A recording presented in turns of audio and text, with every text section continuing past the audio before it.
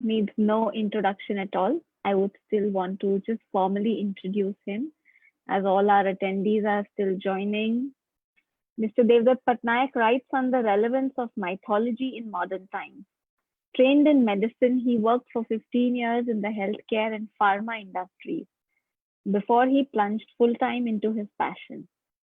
Author of 50 books and 1,000 columns, several with bestsellers, he is known for his TED Talks, his TV shows, especially The Devlok, and his innovative views on culture, leadership, and Indian approach to management. So we would like to welcome Devdutt. Hi, good Hello. evening. Thank you. Thank you for this opportunity. And I want to tell you that I have actually been very intrigued with your capacity to really look deeper. जो आप बोलते हैं कि दर्शन करो.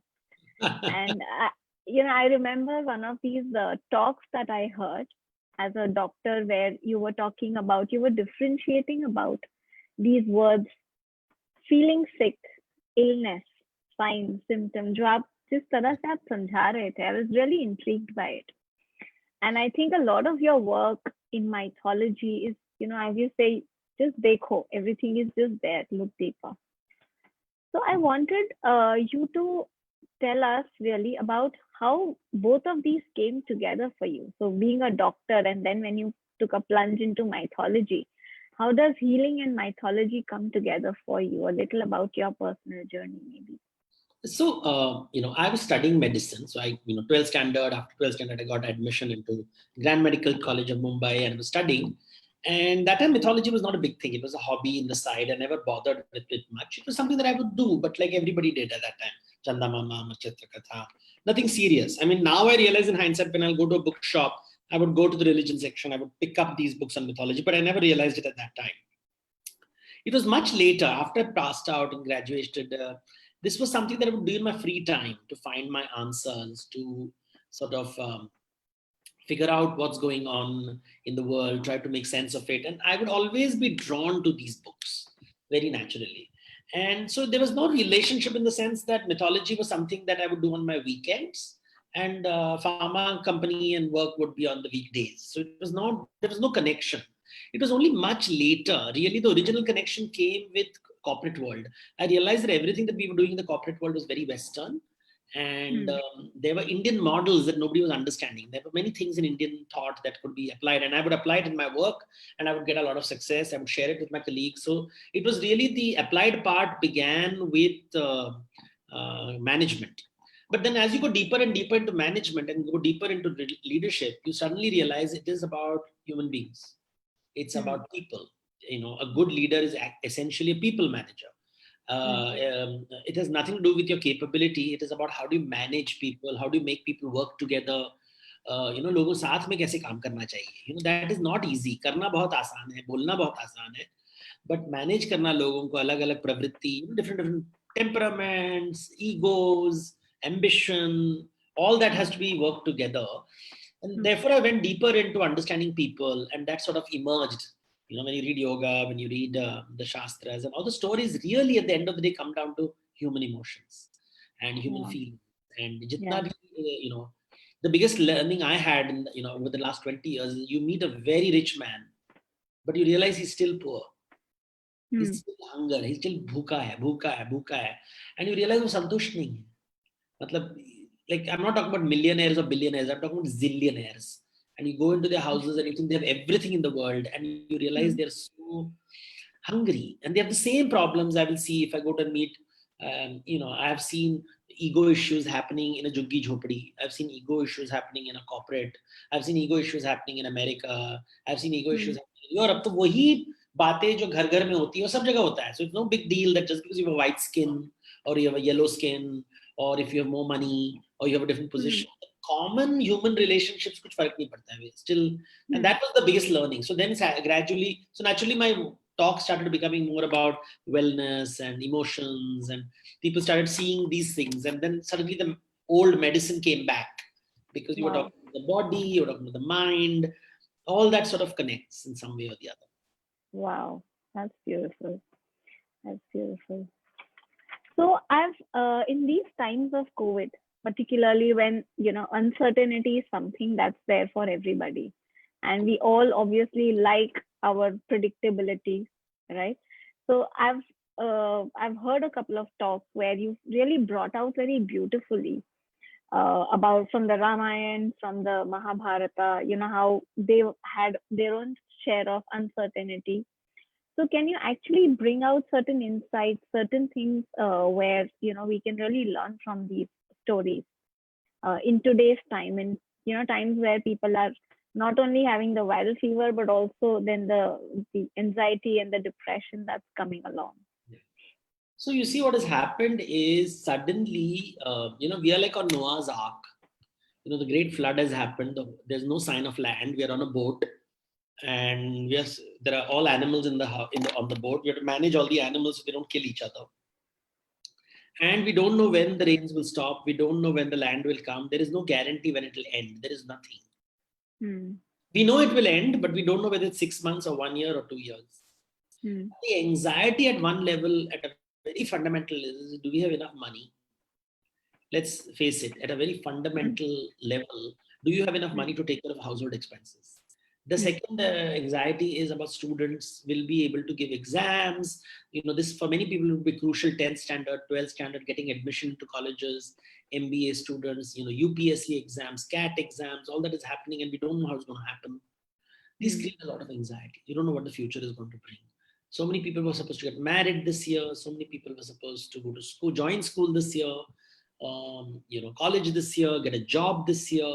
And the year has suddenly changed. Everything has looked weird. It is like farmers suddenly expecting a great harvest, and suddenly there is a drought, or suddenly there's a downpour of rain. And that is causing a lot of anxiety. So there is a real problems, and then there are imagined problems, because you're imagining, when will this end? I remember getting anxiety attacks a few weeks ago, and I knew it was not logical. It was not logical at all, but you can't control your mind. So I allowed the anxiety to be there, because, and now I talk to my friends, and we all tell them, I never hide mental illness. I'm very strict about it. For many years, I never ever. I don't. My friend had once told me, we don't hide facts like diarrhea and constipation. Why do we hide things like anxiety and depression? वही तो है, पेट कभी बदहजमी हो जाता है, कभी ये हो जाता है. But in our society, we try to be very dramatic about these things because we all think we're very powerful. But I think we should talk about these things. So for me, when a family is living together, husband and wife got a break for 8 hours. They went to work, they came back, they met different people. Abhi pura din ek ghar mein. It can be irritating. Each other's space, nobody has space. All that is going to come. So I think we should think of ourselves as Noah's Ark. We are animals on our. I put a photograph of it in the house and decide which animal we all are today. Today we are a dog. Some days we are a cat. Some days we are a rat. Somebody, every day we behave like a different animal, and sort of remind and try to make fun out of the situation. Being aware is a situation, because the boat can overturn anytime, and it is real problems. But at the same time, I think this visual sort of helps us deal with crisis. And life is all about crisis. This has happened World War I. We have not gone through World War I. We have not gone through World War II. We haven't gone through, we have gone through floods. Bombay went through floods in Bombay. We have seen all the horrible things. I have had friends who were stranded. Small things have happened. We'll get through this. Some of us will suffer better than others. Some will not do well. But this is life. Life is like that. There is no guarantee that everything will be perfect, and life will have. So I think if you have food on the table and you have people who care for you and love you around you, I think you're very lucky, because there are many people who don't have either. And I think we should focus on the good things we have. Whenever we feel depressed, we should focus on all the good things we have, so that we feel better. I love the idea where you said we should decide, okay, this is the animal today I'm behaving like. Really makes it lighter and brings a little more humor to the day. That's great. So friends, we already have certain questions that we have received, and I'll be asking a few of those questions. All the viewers who have joined us, they can put their questions in the Q&A, not on the chat section. That'll be easier for us to just take on. So there is a person who, I don't have his name. He has asked, is there any mention of pandemic-like situation in our ancient Indian texts? If so, which text, and what has been mentioned as causes or the reason for such a manifestation in our natural environment? and how human beings can help reverse these situations. What's the universe really trying to teach us? So we have a goddess of pandemics. We have a goddess called Mahamari. Mahamari is a goddess. So Mariamma, the goddess of fever. And Okay. these are wild goddesses. They're always in the forest. And normally you don't think about them until something goes wrong. So when something goes wrong, you remember these goddesses. Otherwise, you don't think of these goddesses. And they're a reminder of, the fact is we are destroying nature. And we are, whether we like it or not, the modern lifestyle is, it's very nice to say we don't want it, but the fact is we are using plastic, we are using things, we are polluting the ecosystem.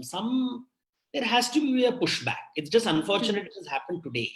वो कभी भी हो सकता है. Nature doesn't look at those details. Nature will just one day shrug its shoulders and balance it out. So this is not that it's going to balance it out. Has greed gone down? No. Has jealousy gone down? No.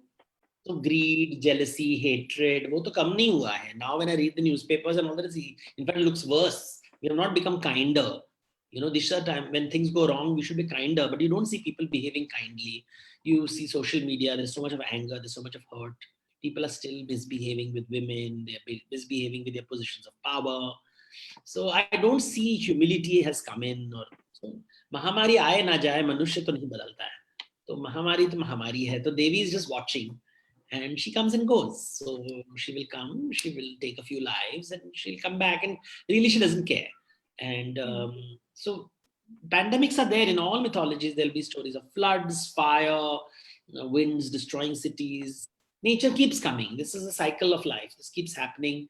And there's no logic for these things. It's even if, there is a very famous story of a man walking on the road and suddenly a snake bites him. And he wants to kill the snake.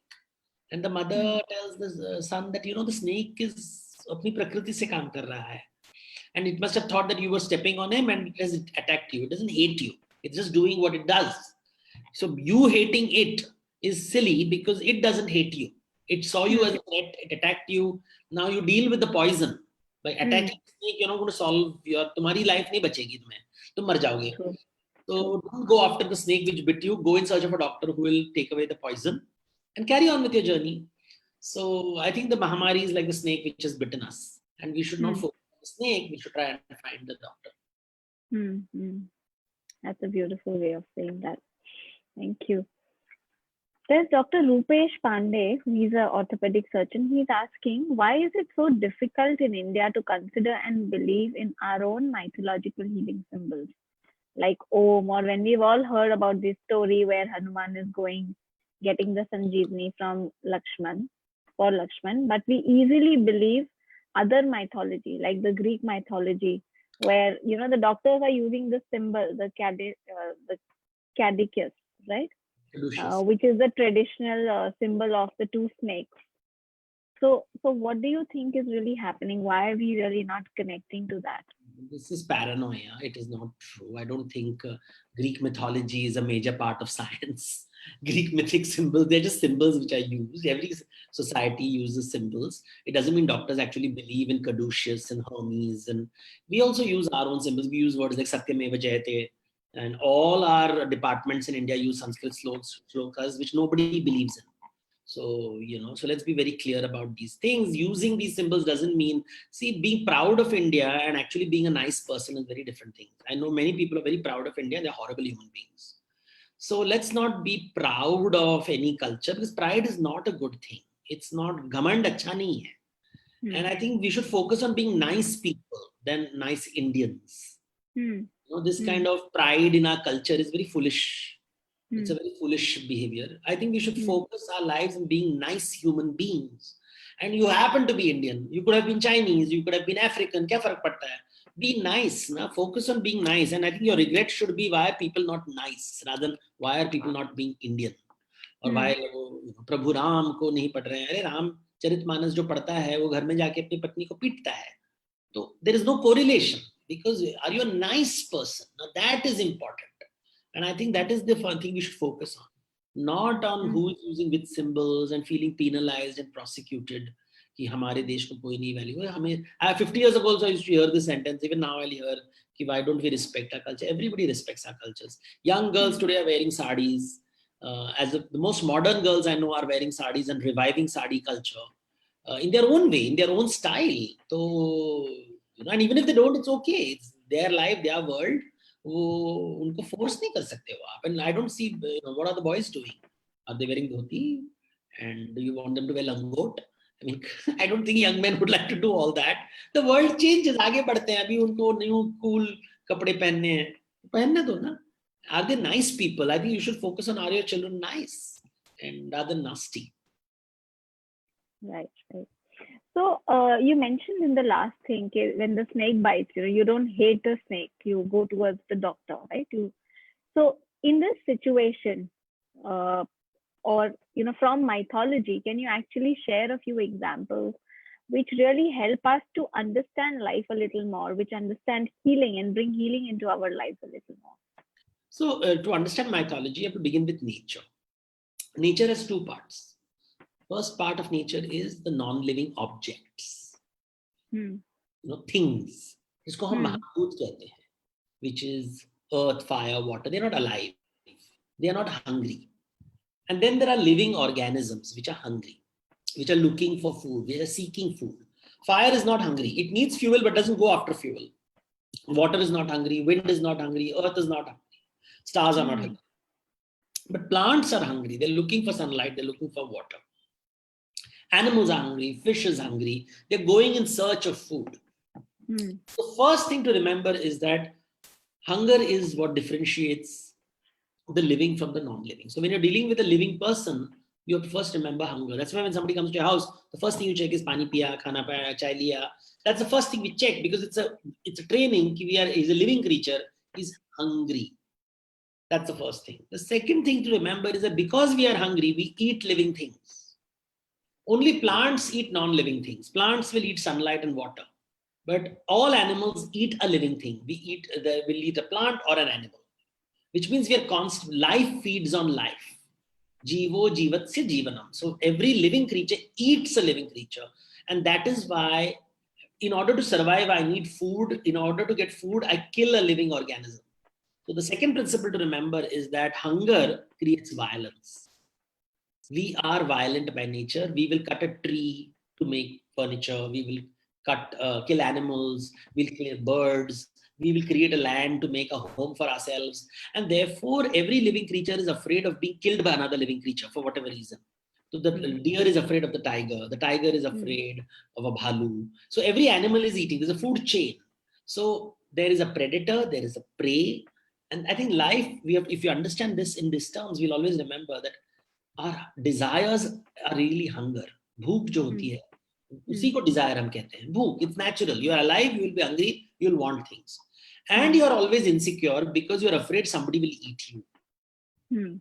And therefore, predator and prey. Hum predator bhi hote hain, prey bhi hote hain. How do you show this? You see a Shiva, see a simple photograph of Shiva with his family in Mount Kailas. And you'll see around Shiva's neck, there is a snake, a cobra. What does a cobra eat? It eats a rat. Where is the rat? It is with Ganesh ji.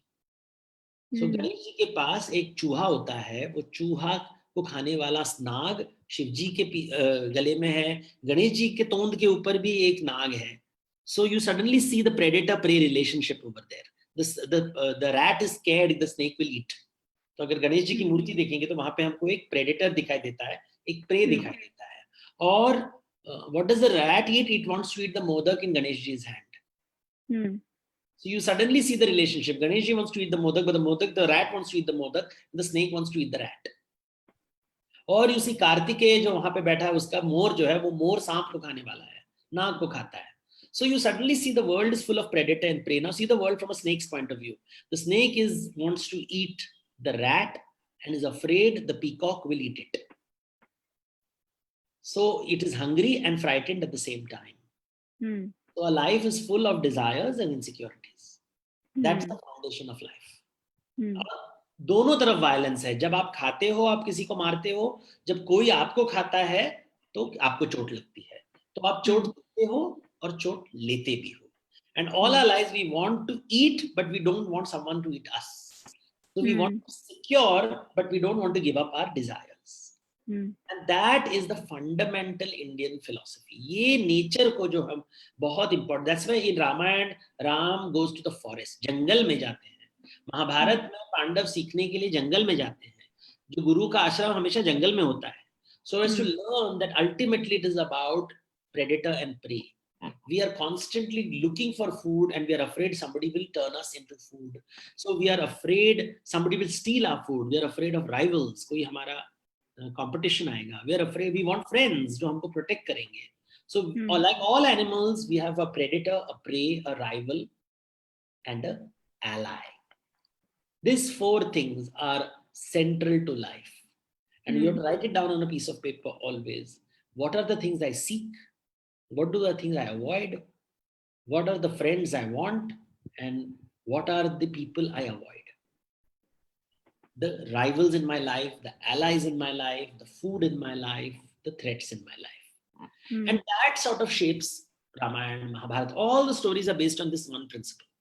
Iske aage sab details hai. But it always, this is the framework of mythology, of Indian mythology. Indian mythology always begins with nature. जब तक आप प्रकृति नहीं समझोगे, तब तक आप, you will not understand culture. वो संस्कृति समझ में नहीं आएगा, धर्म समझ में नहीं आएगा, कोई शब्दों का कोई मायने नहीं रहता till you don't understand nature in its finest form. And this is the fundamental principle. That's why भगवान का हाथ हमेशा, जैसे वो बुद्ध की मूर्ति आपके पीछे जो है, you'll see one of the hand is अभय, डरो मत. He's protecting you from predators. दूसरे हाथ में एक कुंभ है. So just behind you, if you see the Buddha statue, he's going to feed you. तो अपनी भूख को वो मिटा रहे हैं और बोल रहे हैं डरो मत, I'll protect you. यही हर देवी देवता का ये दो बेसिक सिंबल होता है हमेशा. Hunger, fear, hunger, fear. And if you remember these two words, I think 80% of our problems are sorted. We just accept it and acknowledge it. Okay. Yeah. Beautiful. So there's a question that, I was not aware about this, but interesting. Mythology indicates preferences, time, and manner in which the flowers shall be offered to gods. There are tales explaining why Kethi is barred to be offered to Shiva and Parijat is not plucked. Is there any significance of the use of flowers as per mythology in healing or rituals? Yeah, but we must be careful and not take it very literally. So every god and goddess in India is associated with an animal, a plant, and a mineral. Every god and goddess. But one should not take it too literally. You should not get too obsessed with it. There is a broad framework that usually exists. For example, Shivji ko hamesha jangli padarth diye jate hain. So you will see dhatura, bhang, जो घर में नहीं रखोगे, garden में नहीं रखोगे, वो चीजें दी जाती हैं शिवजी को. धतूरा दिया जाएगा, जंगली चीजें दिया जाती है, भांग दिया जाता है, दूध दिया जाता है जो कच्चा होता है. And then if you see Vishnu, then you will give Vishnu fragrant things. Fragrant flower, champa, chameli, and then you will give lotus flowers, which has nectar, and you will give fruit, which is, you will give him doodh, you will give him, what is it called, makhan, which is processed milk. So it is designed around the personality, because Shivji Bairagi hai, और Vishnu grahastha जीवन के हैं. So the stories are related, but one shouldn't take it too detailed and too literally, these things. Devi ko hamesha we will give sour things, tamarind, bitter things, neem, and we will give blood, or so these things are given. जो limbu दिया जाता है, so which is sour and bitter. Chili दिया जाता है जो तीखा होता है, pepper दिया जाता है. तो देवी के साथ हमेशा ये थोड़ा डार्क चीजें दी जाती है. तो शिव जी को एक प्रकार का दिया जाता है, विष्णु को दिया जाता है. But as I said, people take it too literally. Also in Tantric, it's a way of creating ध्यान. हर देवी को अलग प्लांट, हर फ्रूट, 7 प्रकार के फल, 7 प्रकार. It forces you to look, to pay attention that everybody needs something different. तो हर चीज को attention दिया जाता है. दूसरा diversity सिखा रहे हैं. Wow. Diversity की देखो, हर देवता को सब सेम चीज नहीं पसंद आता है. So I always tell people, when they say, oh, I'm vegetarian, I said, yeah, so goddess won't like you. And they're very surprised. I said, goddess को तो दूध चाहिए, उसको तो खून चाहिए, और उसको तो शराब चाहिए. अगर देवी के मंदिर में जाओगे तो शराब देना पड़ता है. So no, I don't like it. I said, then don't call that goddess. But that goddess will only drink alcohol, and she will demand blood sacrifice. Now you have another, then you go for a vegetarian goddess. Then you go for your vegetarian goddess. But then you cannot deny the existence of goddess whose diet is different from what you like. So you are forced in Indian philosophy to look at diversity, जिसको हम Jainism में कहेंगे अनिकांतवाद. हर आदमी, हर प्राणी अलग होता है. तुम्हें नहीं पसंद है इसका ये मतलब नहीं वो गलत है, वो दूसरे के लिए ठीक है. अभी उनको अगर शिव जी जहर पीते हैं, उनको कुछ फर्क नहीं पड़ता है, लेकिन हम नहीं पी सकते. तो बलराम जी को भांग पसंद है, शिव जी को भांग पसंद है, तो इसका मतलब है कि हमें भी. तो everybody is different. So somebody likes to eat fruit, somebody eats to eat cooked food, somebody likes bitter food. So you are taught to see diversity. और हर देवी देवता को ध्यान देने के लिए अलग फूल होगा, अलग animal. So your attention is being drawn to plants, animals, minerals, symbols, यंत्र. हर के लिए अलग अलग होता है. So giving a lot of see how your mind is working. At one level, it is contracting your mind and telling you to focus. At another line, it is telling you to look at perspective and realize diversity. तो contraction और expanding of the mind happens through ritual. इसको तंत्र कहते हैं. जब आप अपने शरीर को इस्तेमाल करते हो मन को इन्फ्लुएंस करने के लिए. So doing things. Tantra is always about doing. Well, so it's not about chanting and keeping your eyes shut. It's about doing. फल लेके आओ, फूल लेके आओ, ये करो, वो करो. इसको तंत्र कहते हैं. तंत्र is technology. You have to keep doing things so that your mind focuses. So these things when they say ना 10 प्रकार के फूल लेके आओ, the details don't really matter. But by telling 10 प्रकार के, now you have to think like a list. 10 चीज लाने हैं, अलग अलग देवता को अलग अलग देना है. So you're not forced to look at nature. You're forced to go and get it. So much of work has happened. The brain is being forced to expand. And wow. That's why rituals are important. That's the idea. Wow, beautiful. Thank you. So Devdutt, I want to ask you about what is the parallel, because in these days we hear about the law of attraction. Earlier we used to only hear about the law of karma, but so much has been spoken about law of attraction. And what is the parallel that we see in mythology of that? So law of attraction is, keep things around you that you want. So if you keep ugly things around you, then ugly things will come into your life. So घर में जैसे हम लोग सुगंध रखते हैं ना, we keep inside the house we'll put a light. They will put a lamp, we'll put fragrance. हम लोग घर के बाहर तोरण लगाते हैं to welcome good things into the house. हम लोग beautiful things घर में लगाते हैं so that we want positive energy in the house. हम बोलते हैं if you keep the house neat, clean, fragrant, तो वो शुभ मंगल होता है. तो बोलेंगे कि धूप दीप लगाओ so that the smell is good and there's light. उस जमाने में अभी इलेक्ट्रिसिटी है, but in those days they would have lamp. जैसे शाम के समय हो गया लाइट लगाओ. क्यों? क्योंकि दूर कोई somebody is lost, he'll find his way, he'll know where to find the way. That was the real reason for wearing a lamp. And the light of the lamp is so unique. You will see the lamp and say अच्छा ये स्मशान भूमि नहीं है, तो वहां पे भी तो आग जल रही है, लेकिन उसका आग अलग होता है और घर का जो दिया अलग होता है. So you create. So law of attraction is about creating things that you want in your life. And what you seek in your life. It's called the word for it is called sympathetic magic or imitative magic. तो जैसे हम south Indian temples में जहाँ पे भगवान के ऊपर पानी चढ़ाते हैं, तो पानी क्यों चढ़ाते हो? ताकि आपके घर में भी पानी आए. Because remember in our country water is a big resource. Drought बहुत होता है, तो हमेशा वो पानी डालने से, अगर आप साउथ इंडियन मंदिर देखो तो मंदिर के ऊपर भी वहां पे वो कलश रखा जाएगा. और if you look at the paintings carefully, वो दिखेगा जैसे नदी बह रहा है from the pyramidal mountain to collect water below. तो इट्स वाटर हार्वेस्टिंग, क्योंकि वो हमेशा पानी की बात करेंगे ताकि पानी आए.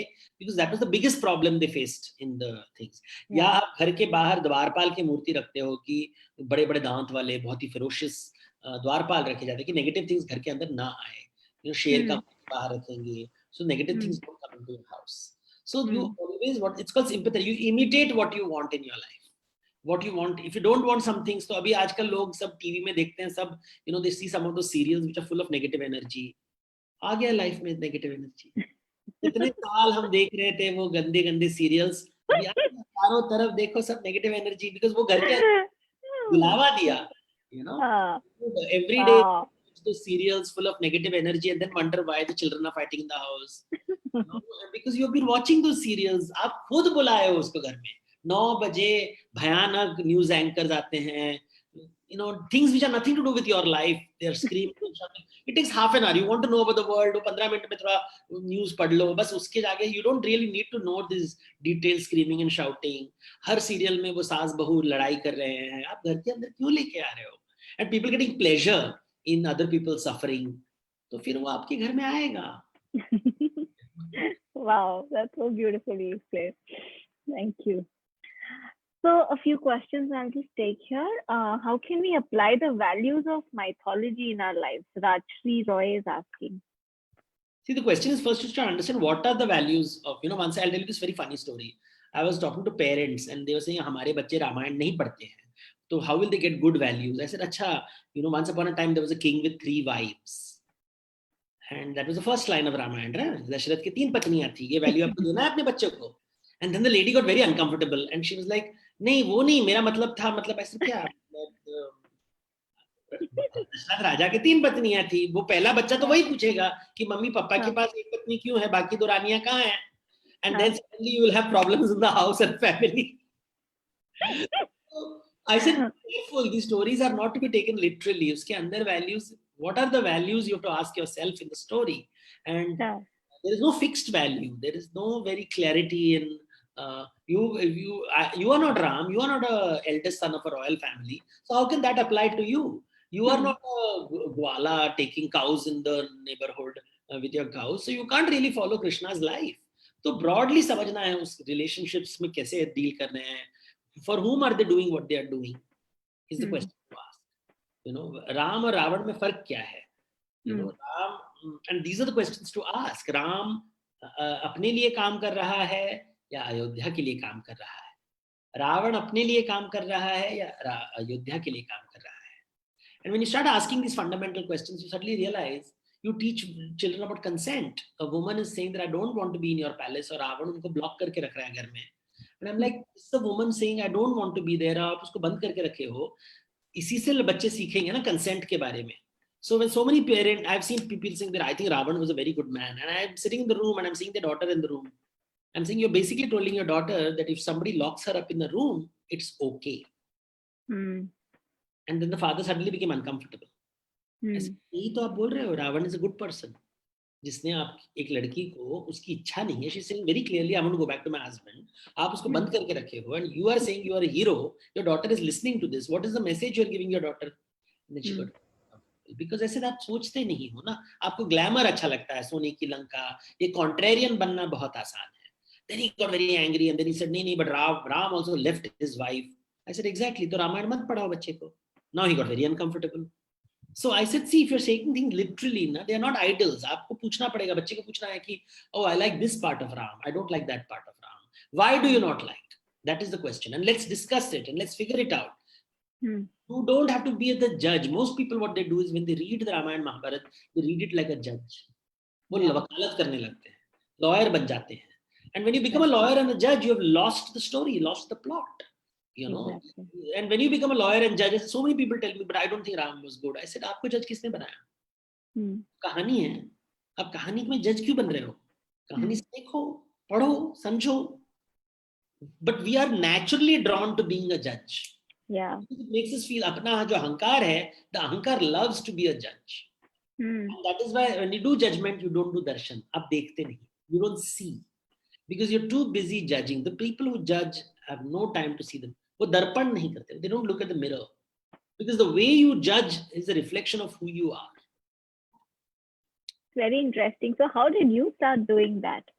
When not being the judge, the fact that you're kind of saying it so beautifully, we acknowledge that yes, we have all kind of been there. How do you actually start moving from being a judge to really kind of again looking deeper? See, I would always tell people, I give a game I play in my lectures. I say there is a deer running and there is a tiger running after the deer. I ask people, who will you save? Kisko bachaoge? And 90% of the audience, without thinking, will say the deer, of course. I'll say, अच्छा, तो deer को बचा लिया तुमने? The tiger has not found food. So the tiger has not eaten for 10 days. Return home to its cubs without food. That means its cubs are going to die tonight of starvation. because you saved the deer.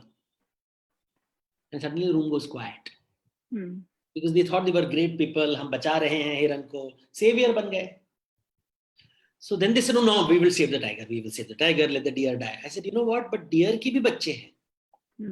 और वो mummy के लिए रुके हुए हैं कि शाम को आएगी. लेकिन मम्मी चलने गई है खाना खाने, because then only she can produce milk for the babies. Now you have told the tiger to eat the deer. So now they think, sir, आप confuse कर रहे हो, तो किसको बचाना चाहिए? I said, किसी को भी बचाओगे, कोई ना कोई तो मरेगा. Remember I talked about hunger and fear. Yeah. The process of hunger and fear creates violence. जहां भूख होती है वहां भोग चाहिए. जहां भोग होता है वहां बलि चढ़ता है. जहां बलि होता है वहां कर्म होता है. तो कर्म ऐसे होता है. कर्म होता है बिकॉज यू भूख है, भूख के लिए भोग चाहिए. भोग पाने के लिए आप बलि करोगे, किसी को तो मारोगे, उसका कर्म लगता है. और वो जब कर्म लगता है तो आप संसार में अटक गए. आप बोलोगे नहीं नहीं मुझे कर्म नहीं करना है. Then I don't care for the deer और I don't care for the tiger. तो फिर इंडिफरेंस हो गया. फिर वो आप बुद्ध बन गए. आप आंखें बंद कर दी. आप बोले कि I will not save the deer और the tiger, let nature take its course. तो उसको आपने दर्शन करना बंद कर दिया, आपने आंख बंद कर दी. तो now you become a hermit. You are switched off from the world. You are not participating in the world anymore. वो भी option है. That is an option. Yeah. But that's what happens. So now, if you, which means now you're allowing nature to take its course. So आप judgment नहीं करने लगे. लेकिन अभी now you can't say who is good or bad. You can't say whether the deer is good or the tiger is good. So now when I read this story, now this story is repeatedly told in the Mahabharata. And many people know the story. It's there in the Jatakas, it is there in everywhere. This story is very, very famous. Instead of a deer and a tiger, they will have a cow and a tiger, or they'll have a dove and a falcon. So they'll have these kind of stories. But the point is, आप किसको बचाओगे?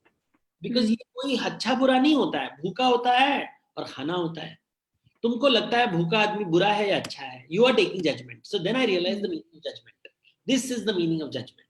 Nature में आप decide कर रहे हो. अभी we say we should be ambitious, but ambition is also hunger, ना? So instead of word ambition, I use the word desire. Then तो फिर बहुत ही बुरा लगेगा. तो ambition is a good word and desire is a bad word, but दोनों का मतलब तो same है. So this is how I studied, and I realized, oh, these are so simple ideas, but we don't want to accept the simplicity. We want us. हमको via media चाहिए. I don't want to compromise on what I want. That requires a lot of, but nature जब दर्शन करना पड़ता है, we have to accept the fact. People want, when they go to Guruji's, they are always going and saying that, we want to feel, we are wounded, we want to be healed. But mythology will say, but maybe you are causing the wound. So it's not that you are wounded. Yes, I can see your wounds, but do you see your claws? कि तुम्हारे पास भी पंजे हैं. एक तो आप, you have come from the battlefield hurt and you want healing, but are you aware that you are carrying weapons too? And this is the dichotomy of the story. So this holistic approach I didn't see in most writings. And when I read mythology, I realized mythology is very holistic. वो आपको दोनों तरफ, इसलिए दर्पण, दर्शन, look at the words they use. They don't use words like judgment. At least Hindu mythology doesn't. Judgment is not a concept in Hindu mythology at all. Not there. It's karma. Karma is everywhere. The word is karma all the time. And they will say that don't judge. So even if you are angry with someone, you can't judge them. Even if you see a criminal, worst criminal in the world, फिर भी सहानुभूति करना पड़ता है. I mean, you will punish the crime, but you still have to give them food to eat. Just because वो चोर है, उसको खाना पानी तो देना ही पड़ेगा. So that इंसानियत आना चाहिए, even when you're dealing with villains. And, so that is what I learned when I saw the stories. This deer and I saw the tiger and this exercise. If you do this, इसको धर्म संकट कहते हैं. Because which side do you take? Exactly. तो धर्म संकट कहते हैं. No matter who you support, somebody is going to get hurt. Yeah. And that is the horror of life. So हमको लगता है कि everything will be smooth, but unfortunately to deal with this, that is why you'll always see the images of the Buddha and all are very serene, because they know that you can't, दुनिया को आप बदल नहीं सकते. कहीं, as long as we are alive, we will hurt someone. Yeah. Okay, so there's a question from Santosh. He's asking how to evolve from the Matsya state to a free bird state, dove state. See that here the assumption is the fish is trapped and the bird is not. Hmm. The bird can't keep flying all the time. It has to come down to the earth. In fact, the bird will come down and eat the fish, like the kingfisher. They come and eat the fish. So this idea, we have to be careful with metaphors. मुहावरों से बच के रहो. हम हंस की बात करते हैं, Paramhans. But the fact, I mean, these are metaphors trying to explain one idea. And it doesn't mean one has to see the whole picture. So, be very careful of metaphors. This free birds are not free. As long as you have hunger, here is no mukti. भूख है, मतलब अभी देखियो, imagine you are a bird and you are a swan, beautiful swan. When you get hungry, what will you eat? You'll come down and eat a fish, right? You'll eat, how many fish will you eat to survive? And every fish will have a brother and a sister and an uncle and an aunt, और वो लोग तुम्हें कोसेंगे. तो जहां भूख है वहां भोग चाहिए, जहां भोग है वहां बलि चाहिए, जहां बलि है वहां कर्म होगा, जहां कर्म होगा वहां संसार है. So there is no escape from that.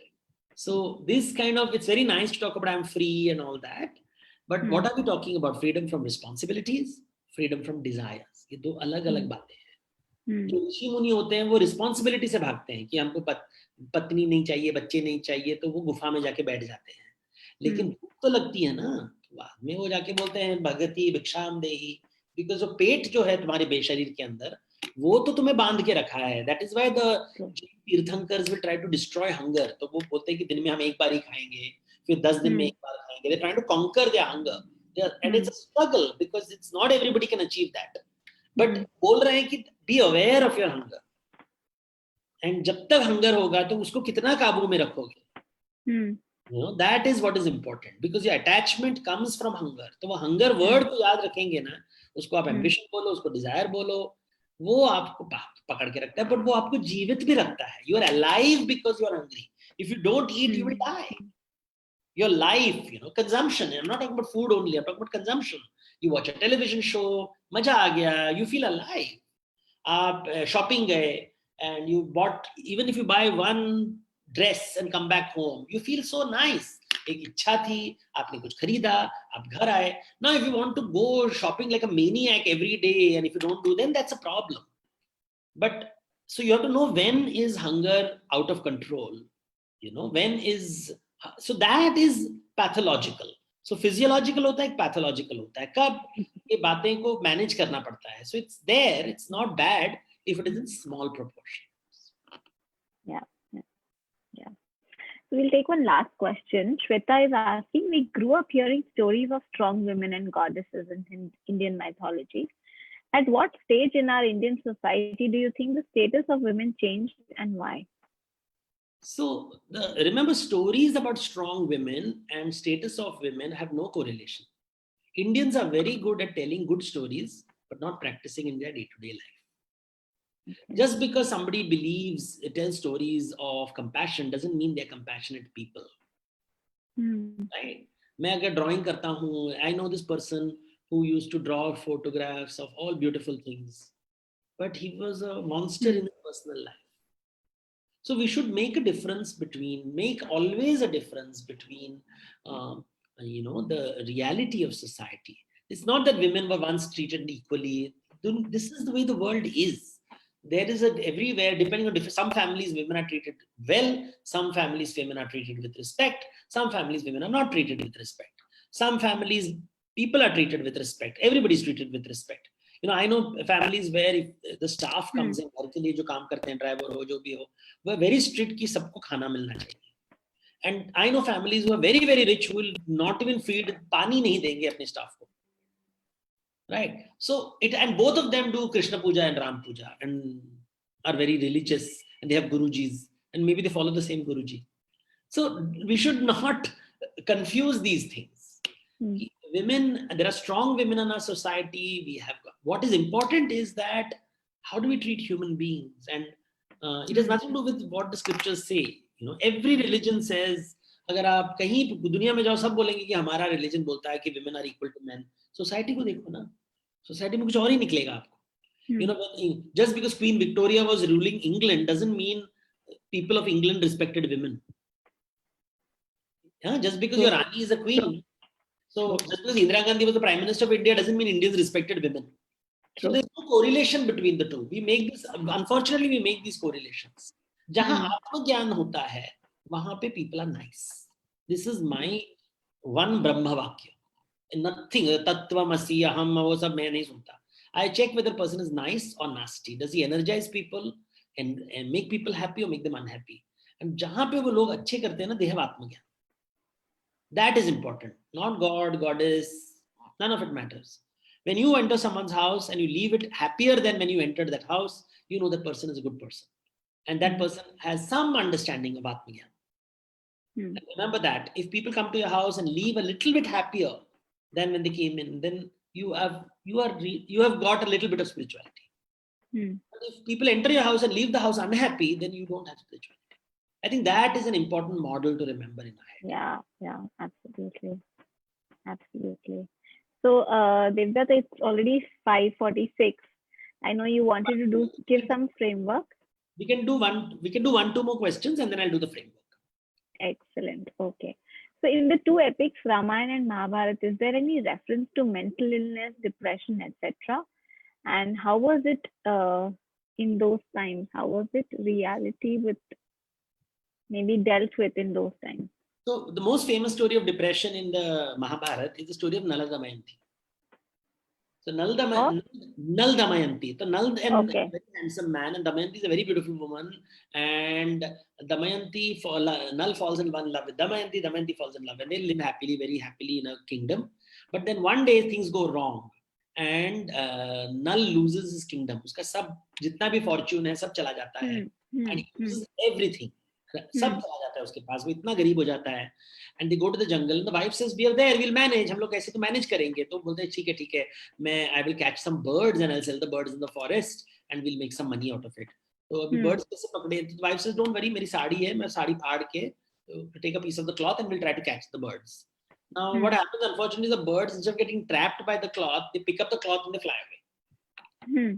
Nala feels so depressed. पहले तो सब कुछ चला गया, अभी पत्नी का साड़ी भी आधा फाड़ के वो भी, he goes into complete depression. And the wife says, don't worry, we'll figure out something. Now she's wearing a torn sari. At night he can't bear to be there because he feels like a loser, a failure, and he runs away. वो भाग जाता है और leaves Damayanti all alone in the forest to fend for herself. Okay. And he just completely goes in. It's a very nice metaphor of someone. फिर वो कहीं जाके छुप जाता है ऋतुपर्ण के जगह में, वहां पे नौकर का काम करता है, and he just hides from the world. उसको दुनिया से डील नहीं करना है. Really withdrawing into a shell. And Damayanti की बहुत एडवेंचर्स के बाद वो धीरे-धीरे अपने पत्नी को, she doesn't lose. She goes and finds him and she manages to get him back. He becomes ugly. Nala becomes ugly. So these are all stories of a man going into depression and how the wife pulls him out of it by saying it's okay, by accepting him for what he is and never abandoning him and never losing faith in him, and then slowly he finds faith in himself. So Nala Damayanti is the most famous story of depression that we find in the story that of depression. You hear that because it is a metaphor of a man withdrawing, and it's a very, very dark story. Wow. Okay, so should I take one more question? Yeah, one more question and then we'll do the framework. Yes. So in the current pandemic time, there is so much amount of negativity, especially around business. So how do we manage it, especially when most of the day is spent in office activities and any lessons we can learn from mythology? I think the most important thing is to remember that everybody is insecure. And your boss is insecure, your subordinates are insecure, and you're dealing with insecure people who have no surety ki kal kya hone wala hai. So therefore you will be putting stress, putting unnecessary pressure, being cruel, being nasty. I think you have to learn to let go of these things and just manage it. I think being aware of it is very important. There's a deep insecurity there in the world. And in insecurity, people misbehave and they behave foolishly. And the nicest people can be very stupid. I think if you accept that to some extent, it reduces your pain a little bit. Doesn't take away the headache, but I think you become a little kinder to people. And that applies to your family, to your friends, to your bosses, to your subordinates. Everybody's insecure. And the fact is, you can help some people, not all people. And you have to accept, and you should be kind to yourself. You should allow yourself that you will not be able to help everyone, unfortunately. And you will decide whether you'll save the deer or the tiger. And somebody's going to. True. That unfortunately you can't save. And that the horror that you can't save everyone works on you. And you feel that, man, because we all want to be this great savior. We love being saviors. Everybody likes to be. Right. Or we'll become martyrs. ये दुनिया को बचाने से भी क्या मिलने वाला है. And we'll write these poetries. So these are all stories that we create to give ourselves framework. We give ourselves these stories to ourselves, but we should know that ultimately there's a deer, there's a tiger, and there's you. And the relationship between the three is always going to. So Devdutt, there's been so many questions and I'm not able to take all of them. A lot of them have been answered in the other questions that you have answered. And friends, I'm sorry because I'll have to leave out certain questions, particularly which are not connected to today's topic.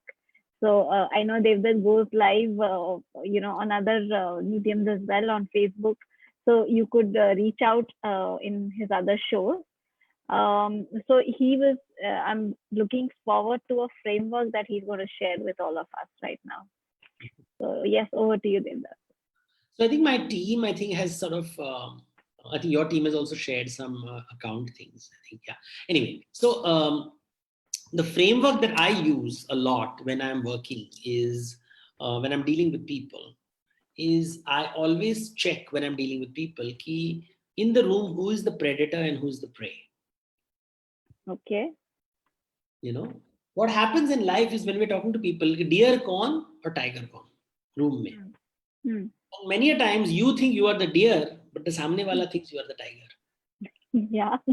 Many a times you think you are the tiger and the samne wala also thinks they are tiger and there is fighting in the room. And therefore, I think a good framework in our lives to remember when we're dealing with people is that, we are both tigers and deers. And we have to figure out a way in which we can graze together. Or are we going to be allies? Are we going to be rivals? Are we going to feed off each other? These are the conversations that we have to figure out. Because if you're two tigers, you're going to compete. If you're two deers, you will be collaborating. If one is a tiger and one is a deer, then there'll be exploitation. And I think that is a simple framework to remember in relationships. It's what is going on in the room when you see two people fighting. दो शेर लड़ाई कर रहे हैं अपनी जागीर के लिए, territory. Yeah. When you see people collaborating and दो घास चर रहे हैं because nobody is threatened by anybody else. Or somebody's a tiger and somebody's a deer, and you see that in relationships. And one is being exploited, and then are you proud of being a tiger? Or are you tired of being a deer? These are conversations to have. Sometimes we willfully become a deer. ठीक है यार, you want to exploit me, it's okay. But only today, not tomorrow. So sometimes you allow yourself to be vulnerable, you allow yourself to be pushed around, but that's only because you're creating a relationship. But it can't be 24/7, right? If it is 24/7, then you will get angry and will say it's not correct. There are days when you have to change the rules. And I think that is a conversation we need to have. The tiger and the deer is a conversation that we need to have all the time in our relationships. The animal inside us is not acknowledged. Remember this picture which you said, I told people that, please acknowledge the fact that we are a Noah's Ark और हम जानवर हैं. हम कभी शेर होते हैं, कभी हिरन होते हैं, कभी कुत्ता, कभी बिल्ली. Sometimes we don't want attention like a cat will not. A dog wants attention all the time. A monkey is restless 24/7. A deer is insecure all the time. A tiger, when it's fed, doesn't care about you. If it is hungry, it will create a lot of noise. And so you have to recognize people's behavior. The python will wait for food. The cobra will go in search of food. So, we have to understand the nature within us, the predator and the prey within us. And that the framework I would give people is, look at the animal inside you. Darshan kijiye. और अपनी जानवर को पहचानिए, and that is always changing. It's always shape-shifting. It's not fixed. It's fluid. And are you an animal that nourishes others? And if you're an animal that nourishes, इसलिए हम हमारे देश में गाय को पूजा करते हैं. Not literal guy. Unfortunately, people have made it all literal. You go. It's really about, are you a cow that nourishes people? That your milk nourishes. So Krishna is considered to be a cow whose Gita is the milk that nourishes all of us. We are the calves. Wow. तो हमको वो पीने से एक प्यास बुझती है, तो हम भी वो दूध क्या निकालते हैं हमारे शरीर से. So our behavior, are we like cows giving milk that is nourishing people around us? I think we have to ask ourselves whether we are that. And I think that will sort of make us better human beings and better people. Beautiful. That's beautiful. That's just kind of ringing a bell, because in a lot of the healing work that we do, we actually see how the terms that we use is victim perpetrator. You know, that we all have the victim and the perpetrator inside us. So beautiful when you say this, the deer and the tiger, or the cow and the tiger. That's so beautiful. And I never saw the cow in that way. You know, whether we are actually nurturing other people. That's a beautiful framework. Yes, friends, anything else that... Okay, so Akshat is asking role of meditation and its application from mythology to today's lifestyle. So last one question. So see, meditation is a way of stilling the... There are many types of meditation. One is, I mean, I use only two things in the meditation. One is dhyana and one is dharana. Dhyana is focus, very focus on something. And dharana is when you don't focus, you have perspective. So एक focus होता है जहाँ पे आप राम नाम जपते हो, या you do one thing and you try to block out everything in the mind. So the mind is empty. You focus on one ekagra chitta, that is dhyana. And the other is dharana, where you just watch what's going on and just let it move. You don't hold it. You just let it flow. Dharana, तो धारा के जैसे बहता है. So it's called perspective. So focus on perspective. And you know, I think our mind is like clay. It needs to contract and expand, contract and expand. And it's like, you know, when you're doing bodybuilding and you're doing dand, we are also contracting and expanding our muscles, right? That's what we do when we're exercising. You contract a muscle and you expand a muscle. You do various... Mind ke liye kya karenge? Meditation. You contract and you expand. You contract and you expand. And that's all you do in meditation, really, beyond a point. Nothing else you do. It's just like doing bodybuilding in a gym. But मन के लिए क्या करेंगे? Meditation करेंगे. तो gym जाते हैं हम, शरीर के लिए योग करते हैं, आसन करते हैं. We do all kinds of asanas for step. You know, basically you're contracting a muscle and relaxing a muscle, then balancing different muscles. One muscle when it expands, the other contracts. You know, that's what you're doing. And meditation is just that. Same thing with the mind. No different. Thank you so much. I think it's just been so beautiful. And a lot of the things you made it so simple with such beautiful stories and examples. Thank and you. I love this framework because, you know, when we, like I said, we use the terminology victim perpetrator, but it's actually sometimes for a new person, it's so difficult to kind of see that. But when we understand in such simple animal ways, it's very, very simple. It's a beautiful framework, and I think it's going to help a lot of people. And thank you so much. I really enjoyed myself, and I hope our viewers also did. Thank you so much for joining me. Thank you so much, my dear friends, viewers, for joining us. Friends, so there is a lot of information that's there. That's Twitter, Facebook account. And is there anything else that I need to kind of, before we leave? I think we can. Thank you so much, Devdutt. Bye-bye. Bye-bye. Bye-bye. Thank you. Thank you, friends.